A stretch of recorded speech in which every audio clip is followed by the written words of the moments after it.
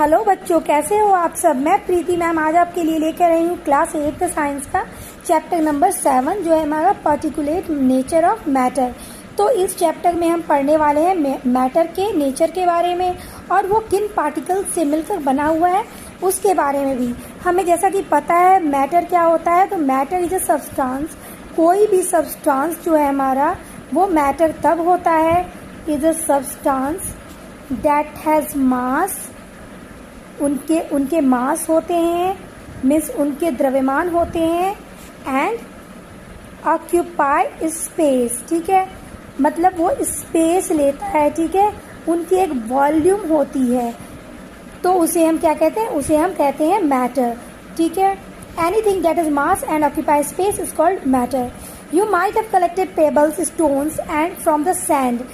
आप कलेक्ट करते होगे पेबल्स और स्टोन्स को जब आप रिवर बैंक में या फिर बीच के किनारे खेल रहे होते हो। Where do this pebbles, stones and sand come from. तो कहाँ से ये पेबल्स स्टोन्स आते हैं, कभी आपने ये सोचा है। In the mountains rocks gradually break down due to erosion. Rivers flowing through this regions carry along the eroded rocks pieces. As the river flow, they continue to break down the rocks further into pebbles, stones, sand, and transport large quantities to them to the plains. तो आपने देखा होगा mountains, बहुत जगह जहाँ mountain होते हैं उनके नीचे से होकर जब रिवर फ्लो हो रही होती है तो क्या होता है, माउंटेन्स के से जब ब्रेक्स होते हैं, स्टोन्स माउंटेन से ब्रेक्स होते हैं जब स्टोन्स, तो वो कहाँ जाके फॉल होते हैं, वो रिवर में जाके फॉल होते हैं। और रिवर जो कि हमेशा फ्लो में बहता रहता है, तो स्टोन्स के बड़े टुकड़े वाटर के फोर्स से छोटे छोटे पेबल्स और स्टोन्स, छोटे छोटे स्टोन्स और सैंड में ट्रांसफॉर्म हो जाते हैं। ठीक है, तो इस तरह से, और वो लार्ज क्वांटिटीज में बैंक ऑफ रिवर, जो रिवर के कॉर्नर्स है वहाँ पे आकर वो इकट्ठे हो जाते हैं, जिससे वो प्लेन्स में पहुँच जाते हैं। ठीक है, the bigger rocks are eventually broken down into finer grains of sand and clay. तो बिगर रॉक्स इस तरह से सैंड, क्ले और फाइनर ग्रेन्स छोटे छोटे दानों में ट्रांसफॉर्म हो जाते हैं। Is this grain the smallest unit of bigger rock और can this grains of sand and clay be broken down further. तो आप जब बहुत छोटे से कण, बहुत छोटे से पार्टिकल्स, जिसको हम कह सकते हैं इसको कि है ये स्मॉल पार्टिकल्स है। ठीक है, इससे छोटा हम इसको अब नहीं कर सकते। ये क्या है, एक छोटा एटम है, इसको हम एटम का नाम दे सकते हैं। तो एटम हम इसको कहते हैं जिससे वो सब्सटेंस बना हुआ है और उसके और टुकड़े हम नहीं कर सकते। ठीक है, तो हम उस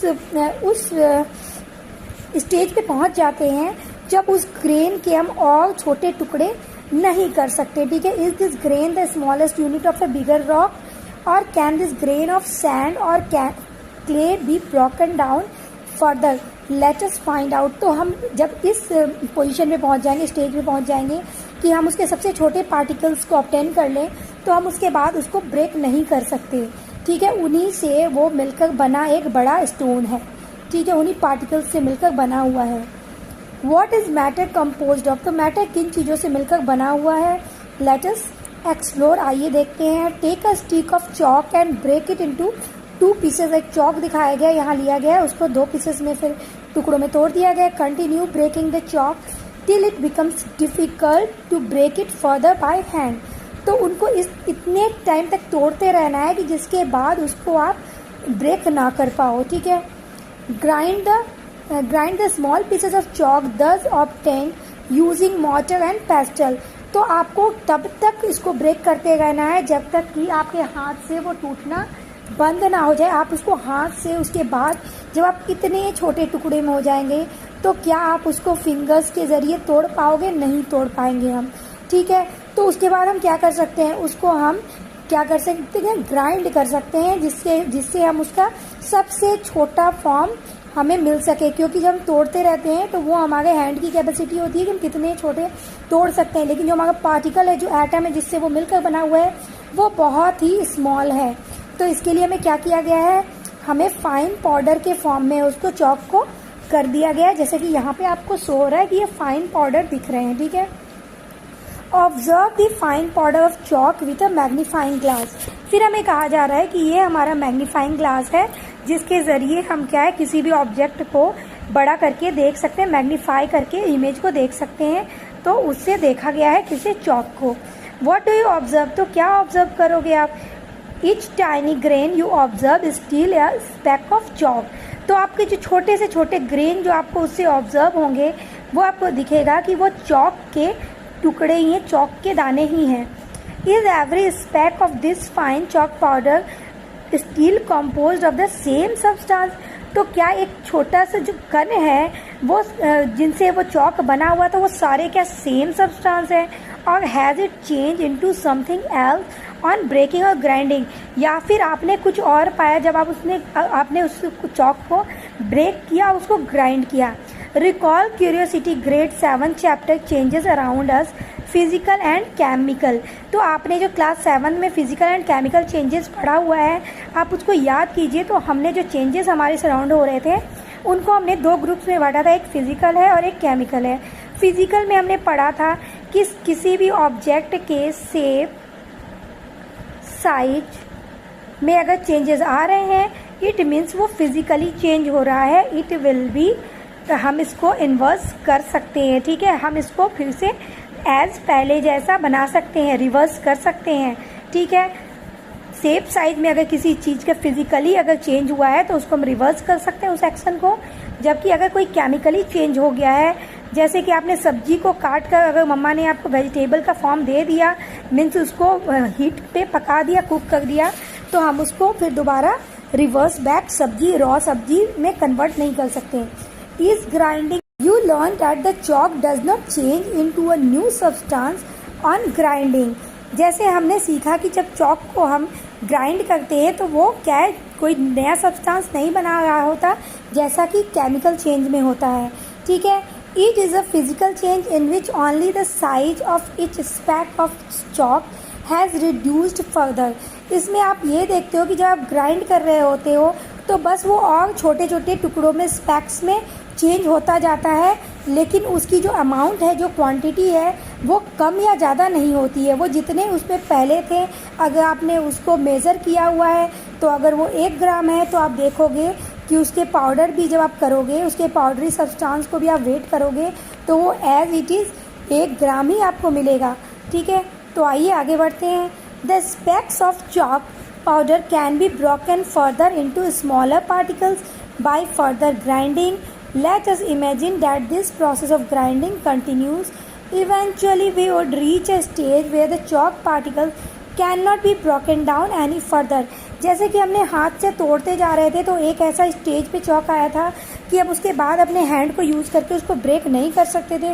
वैसे ही जब आप ग्राइंड करने लगोगे तब भी एक ऐसा स्टेज आएगा जब आप उसको फर्दर ग्राइंड नहीं कर सकते।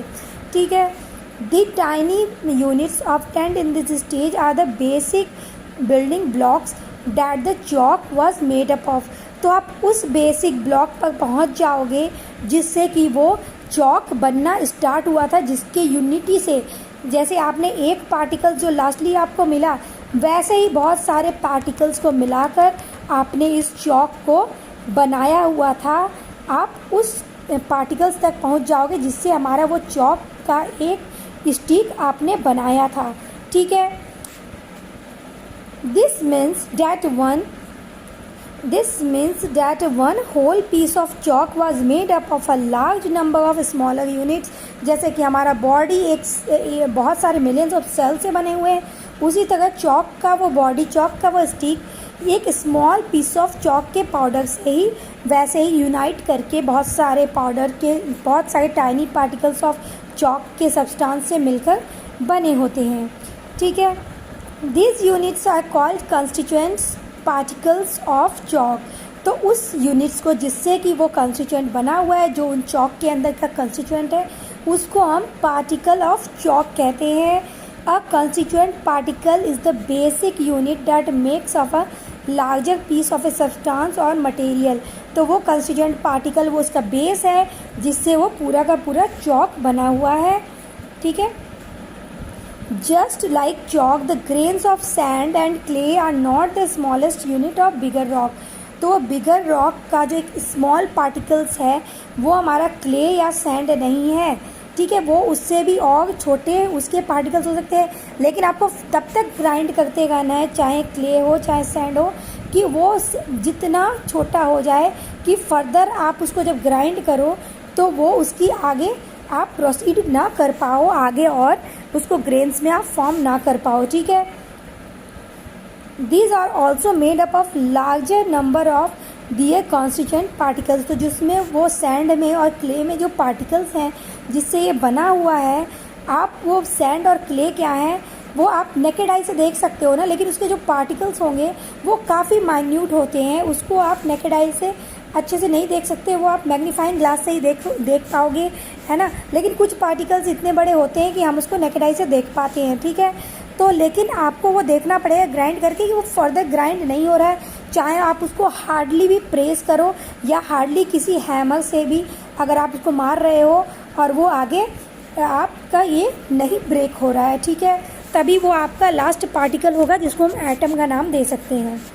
ठीक है, लेट अस एक्सप्लोर फर्दर। तो आगे देखते हैं आगे इसमें क्या दिया गया है। Recall the dissolution of sugar into water to form a solution. तो हमें बोला जा रहा है कि हम याद करें कि कैसे आपने वाटर में शुगर को डिज़ोल्व किया था। What happens to sugar when it dissolve in water. तो क्या हुआ था उस शुगर के साथ जो पानी में डिज़ोल्व हो गया था। ठीक है, तो हमने ये पढ़ा था कि जो वाटर के अंदर क्या है बेटा, बहुत सारे इंटरमॉलिक्यूलर स्पेस होते हैं। ठीक है, इंटरमॉलिक्यूलर स्पेस होते हैं। ये इंटरमॉलिक्यूलर स्पेस क्या है, तो जो हमारे दो पार्टिकल्स हैं, वाटर के जो दो पार्टिकल्स हैं, इन दोनों के बीच के गैप को हम कहते हैं इंटर पार्टिकुलर स्पेस। ठीक है, उसी स्पेस में क्या है, चीनी आकर शुगर आकर अपनी जगह ले लेता है और वो फुल्ली वाटर में डिज़ोल्व हो जाता है। ठीक है, वही जब स्पेस भर जाता है तो फर्दर हम उसको डिज़ोल्व नहीं कर पाते, हमें उसके लिए क्या करना होता है, हमें उसके लिए टेम्परेचर इंक्रीज़ करना होता है। ठीक है, तो आइए देखते हैं हमें इसमें क्या दिया गया है। ठीक है, fill a glass tumbler with drinking water, put 2 teaspoon of sugar into it, do not stir the water, taste a small spoonful of water from the top layer of the glass. ठीक है, एक glass में tumbler में हमें water fill करने को कहा गया है और उसमें 2 स्पून ऑफ शुगर का डाला गया है। ठीक है, अब उसको कहा जा रहा है कि हम उसको स्टीर ना करें, हम उसको ना हिलाएं। Taste a small spoonful of water, और उसको कहा जा रहा है कि आप 1 स्पून जो है उसके ऊपर के लेयर का टेस्ट कीजिए कि वो टेस्ट में कैसा आपको लगता है, क्या उसमें शुगर के पार्टिकल्स का टेस्ट आ रहा है। Does the water test sweet, क्या वो पानी जो है आपको स्वीट लग रहे हैं। ठीक है, हमें ऊपर कुछ दिया गया है जो हमारा रह गया है। ठीक है, safety first, perform the activity under the supervision of a teacher, as always लिखा होता है, इज़ नॉट इम्पॉर्टेंट। तो चलिए, हमें कहा जा रहा है कि हमें कोई भी अपनी एक्टिविटी, हमें पहले से पता है, ये पूरे के पूरे बुक में लिखा हुआ है कि हमें किसी एल्डर के सुपरविज़न में ही करना है। ठीक है, ना stir the water until the sugar dissolve completely. अब क्या है, आप वाटर को क्या है स्टीर करते रहिए जब तक कि शुगर डिज़ोल्व ना हो जाए। Again taste spoonful of water from the top layer, और फिर आप इसको टेस्ट कीजिए जब आपने इसको स्टीर कर लिया, हिला लिया और उसको डिज़ोल्व करा दिया है। Again taste spoonful of water from the top layer, what difference in taste do you notice. तो क्या आप नोटिस करोगे, तो हमने जो पहले 1 स्पून लिया था जिसमें हमने स्टीर नहीं किया था, वो क्या है, आपको स्वीट नहीं लगेगी। ठीक है, स्वीट इन टेस्ट नहीं लगेगा। लेकिन जो आपने बाद में स्टीर करके जो लिया है उसके टेस्ट में क्या होगा, वो आपको स्वीट लगेगा, क्योंकि आपने उसको डिज़ोल्व करा दिया है जो आपके शुगर के पार्टिकल्स थे। ठीक है, तो yes, does it taste sweet, तो yes. Was different do you notice, तो in first spoon we have not notice to taste sweet, and in another one we taste sweet. Okay, since the top layer of water tastes sweet after dissolving sugar, it must be present in the solution, क्योंकि वो solution में present था, क्योंकि हमने उसको uniform form में dissolve कर दिया था। ठीक है, वो उसमें डिज़ोल्व हो गया था uniformly. It must be present in the solution, do you observe any sugar particles in the solution. तो नहीं, हम उसको देख नहीं पाएंगे, बस हम उसको टेस्ट कर पाएंगे, हम उसको फील कर पाएंगे कि हाँ शुगर के पार्टिकल्स उसमें हैं। Sugar particles can no longer be observed, but their presence can be sensed by taste. When sugar dissolves in water, it breaks up into its constituent particles, which cannot be broken down further. Each tiny grain of sugar is made up of millions and millions of such constituent particles. तो constituent particles हम उन particles को कहते हैं जिससे एक बड़ा particles बना होता है, उसके स्मॉल पार्टिकल्स को हम कॉन्स्टिट्यूएंट पार्टिकल्स कहते हैं। तो हमारे किसी भी पार्टिकल्स के अंदर जो भी हैं जिस कंटेंट से वो बना है कंपोनेंट से, उसको हम कॉन्स्टिट्यूएंट कंपोनेंट कहते हैं कि उसमें वो सारे कॉन्स्टिट्यूएंट्स हैं, ठीक है, चाहे वो डिफरेंट टाइप के हो चाहे वो एक टाइप का हो। तो जैसे कि हमारा शुगर क्या है, प्योरली एक टाइप के सब्सटेंस से मिलकर बना हुआ है।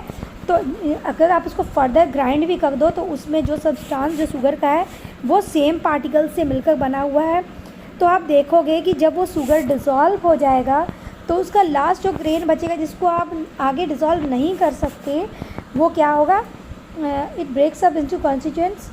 अच्छा, वो क्या है, वो डिज़ोल्व हो चुका है, वो टोटली डिज़ोल्व हो चुका है, उसके आगे आप उसको डिज़ोल्व कर ही नहीं सकते क्योंकि उसके ग्रेन्स बचे ही नहीं हैं।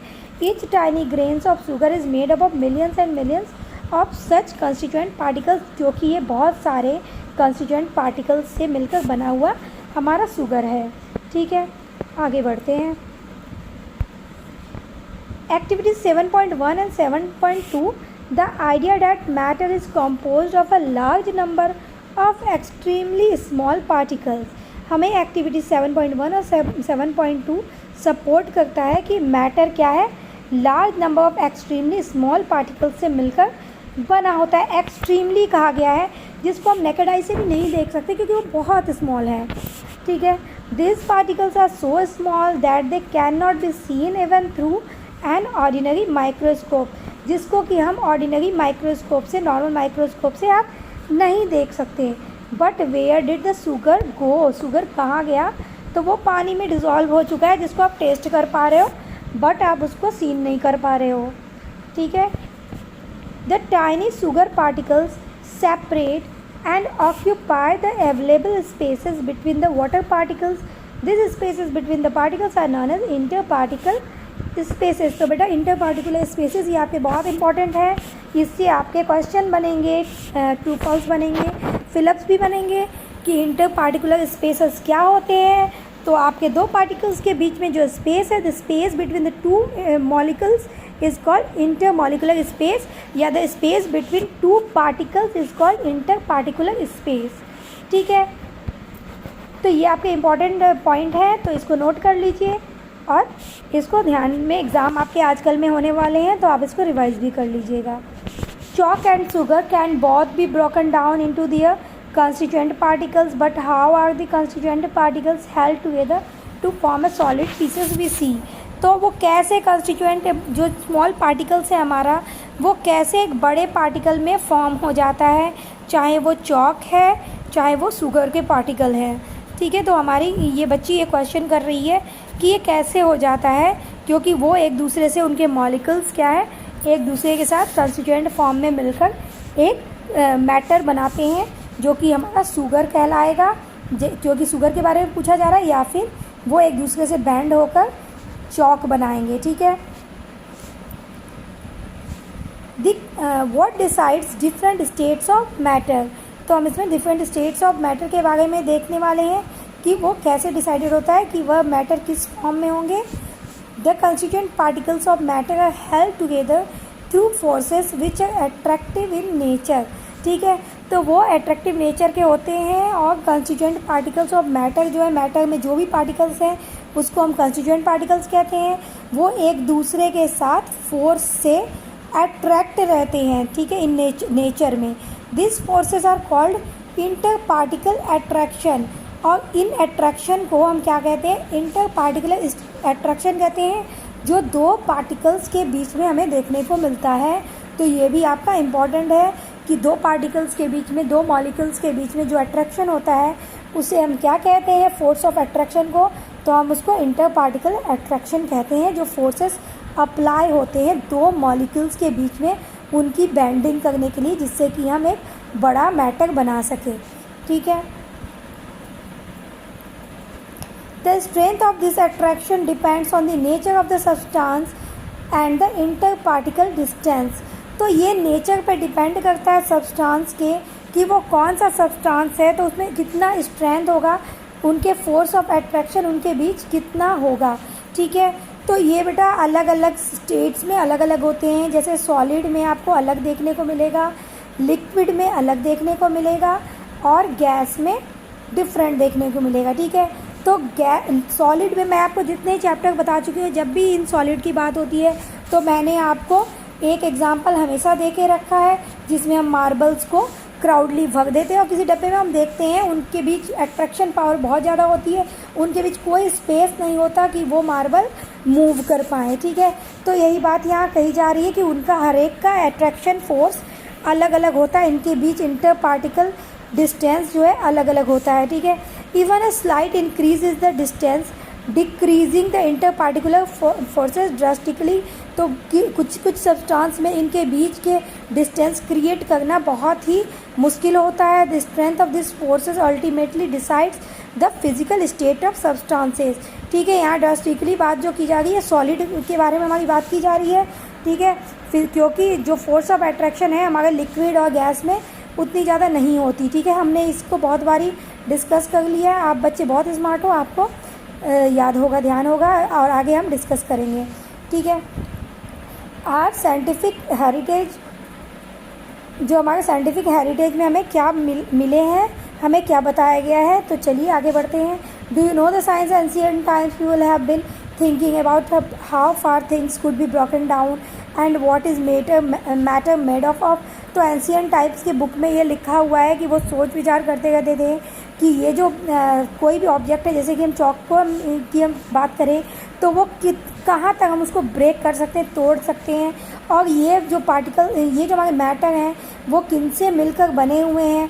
तो मैंने आपको स्टार्टिंग में ही बच्चों मैं तभी से बताती आ रही, जो हमारा सबसे स्मॉल पार्टिकल है उसका उसे हम एटम कहते हैं। जैसे कि हमारा बॉडी की बात हम करते हैं तो हमारा सेल्स से मिलकर बना होता है, तो वैसे ही हमारा कोई भी मैटर, कोई भी सब्सटेंस, कोई भी ऑब्जेक्ट स्मॉल एटम से मिलकर बना हुआ, स्मॉल पार्टिकल से मिलकर बना हुआ है। तो ये यहाँ पूछा जा रहा है कि वो एंशिएंट टाइम्स में सोचते थे। आचार्य कन्नड़ जो हैं एन एंशिएंट इंडियन फिलोसोफर रह चुके हैं, ये first spoke about the idea of a परमाणु। देखिए यहाँ बात आ गई है एटम की, जिसे हम हिंदी में परमाणु कहते हैं। उन्होंने आचार्य कन्नड़ ने इसका नाम फर्स्ट टाइम परमाणु दिया था। ठीक है, इट मीन्स छोटा कण, स्मॉल पार्टिकल्स, जिसको हम परमाणु का मतलब है स्मॉल पार्टिकल्स। ठीक है, मीन्स छोटा अणु को हम कहते हैं परमाणु। ठीक है, और एटम भी कहते हैं। ही believe that matter is made up of tiny and indivisible eternal particles called परमाणु। तो इनके हिसाब से जो टाइनी पार्टिकल्स, हमें जो सबसे लास्ट जो जिनसे कि वो सब्सटेंस फुल्ली बना हुआ है वो क्या है, इनडिविजिबल होते हैं। मीन्स हम उसको आगे ब्रेक नहीं कर सकते, हम उसको तोड़ नहीं सकते। ठीक है, तभी हम उसको एटम का नाम दे सकते हैं। ठीक है, he believe that matter is made up of tiny indivisible eternal particles called परमाणु। This idea was written in his book called Vaisheshika Sutra. ठीक है, उन्होंने वैशेषिका सूत्र नाम की एक बुक लिखी है, जिसमें उन्होंने इस परमाणु के बारे में, एटम के बारे में लिखा हुआ है।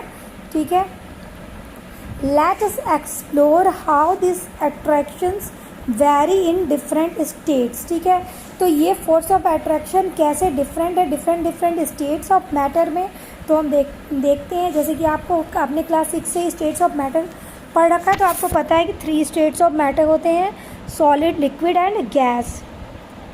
How are constituent particles held together in solid. तो कैसे छोटे छोटे पार्टिकल्स मिलकर सॉलिड का फॉर्म करते हैं, तो हमने क्या क्या लिया हुआ है, late us find out. Iron nail लिए गए हैं, रॉक सॉल्ट लिया गया है, स्टोन लिए गए हैं, ये वुडन ब्लॉक है, ये कीज है, और ये पीस ऑफ एल्यूमिनियम है, जो ईजिली आपको अपने घरों में मिल जाएंगे। ये सारी चीज़ें आप अपनी मदर को बोल सकते हैं, वो आपको सारी चीज़ें इजीली दिखा देंगी।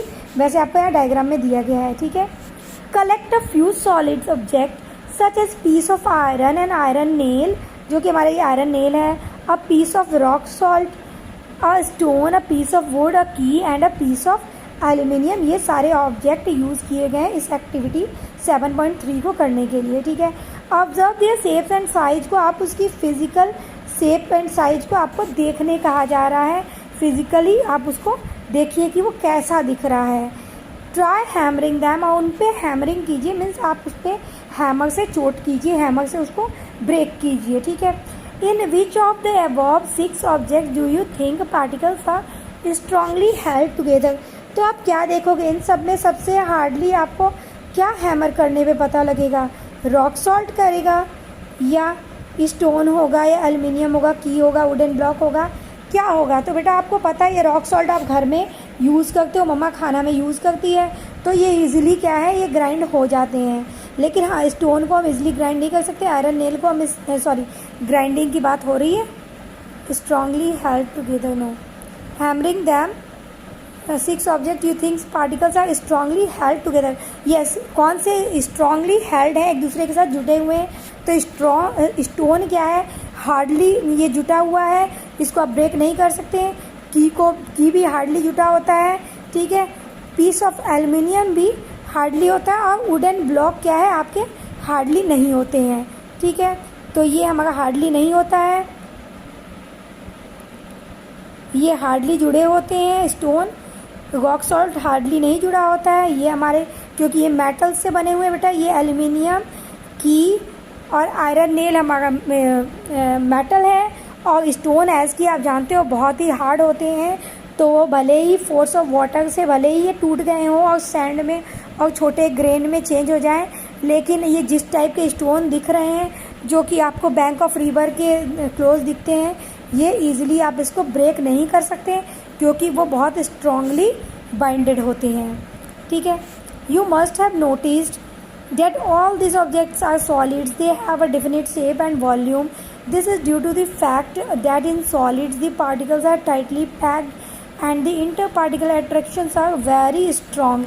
इनके बीच क्या होता है, सॉलिड्स के बीच आपको अगर सॉलिड की प्रॉपर्टीज़ लिखने आ जाए तो आप ये लिख सकते हो कि सॉलिड की प्रॉपर्टीज़ ये है कि उनके बीच में इंटरपार्टिकुलर एट्रैक्शन जो है वो सबसे ज़्यादा फोर्सफुल्ली होता है, सबसे ज़्यादा होता है। इंटरपार्टिकुलर एट्रैक्शन और इंटरमॉलिकुलर स्पेस बहुत ही कम होता है। ठीक है, this strong forces of attraction hold the particles in fixed position, जिसके कारण इसे एक फिक्स्ड पोजीशन में ये होता है, preventing them from moving freely, और उनको वो मूव करने फ्रीली नहीं देते। The particles can only move to and fro, ये सिर्फ आगे और पीछे की तरफ मूव करा सकते हैं आप, अगर किसी डब्बे में, कंटेनर में आपने इसको भरा है और उसमें स्पेस है तो।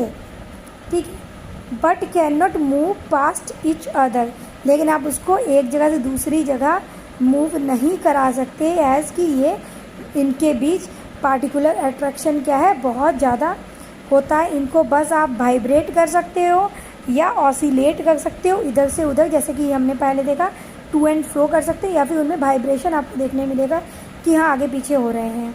ठीक है, लेकिन आप उसको मूव आगे पीछे नहीं कर सकते, इतनी स्पेस नहीं होती। When solids are heated then particles vibrate, जब आप इसको वाइब्रेट कराने के लिए क्या है, आपको उन सॉलिड्स को हीट देना होगा जिससे कि वो वाइब्रेट करे टू ब्रेक होने के लिए more vigorously. I stage is reached, particles start living their position. ठीक है, तब वो स्टार्ट होगा कि वो अपनी पोजिशन से क्या है, वाइब्रेट करेंगे जब आप उसको हीट दोगे। The inter particular forces of attraction get weakened, क्योंकि उससे क्या है, जब हीट दोगे तो उनका जो अट्रैक्शन पॉइंट है वो वीक होने लगेगा, मीन्स डिक्रीज हो जाएगा। And the solid get converted into the liquid, और फिर वो सॉलिड क्या है, वाइब्रेट हो सॉलिड क्या है, हीटिंग के बाद उनका अट्रैक्शन वीक हो जाएगा और वो लिक्विड स्टेट में ट्रांसफॉर्म हो जाएंगे। ठीक है, the temperature at which this happens is the melting point of the solid. ठीक है, तो ये मेल्टिंग पॉइंट ऑफ सॉलिड आपसे क्वेश्चन आ सकता है, तो आप क्या लिखोगे, the temperature at which this happens, the temperature at which the solid transform into liquid. ठीक है, सॉलिड द टेम्परेचर, यहाँ से द टेम्परेचर लिखोगे in which solid gets converted into the liquid state is called the melting point of solid, ये आपको लिखना होगा जब आपको ये क्वेश्चन आएगा कि मेल्टिंग पॉइंट क्या है। ठीक है, ठीक है। अब यहाँ पे क्या है, आपको मैटर के 3 स्टेट दिए गए हैं, सॉलिड है, पार्टिकल्स और ये इनमें पार्टिकल्स विथ इंक्रीज्ड वाइब्रेशन, जब आपने इसको हीटिंग दी है, ठीक है, और ये लिक्विड फॉर्म में ये पार्टिकल्स क्या कन्वर्ट हो रहे हैं। तो ये आपको magnified schematic pictures of melting of A solid, तो ये आपको टर्म वाइज दिखाया गया, स्टेजेस दिखाए गए हैं कि कैसे सॉलिड ट्रांसफॉर्म होता है लिक्विड में बाय हीटिंग। ठीक है, तो ये वीडियो हमारी बहुत लंबी हो चुकी है बेटा, तो हम देखते हैं अपने नेक्स्ट वीडियो में next pages. Thanks for watching my video. अगर आपको मेरी वीडियो पसंद आई हो तो please share and subscribe my channel और अपने फ्रेंड्स के साथ मेरे वीडियो को ज़रूर शेयर करें।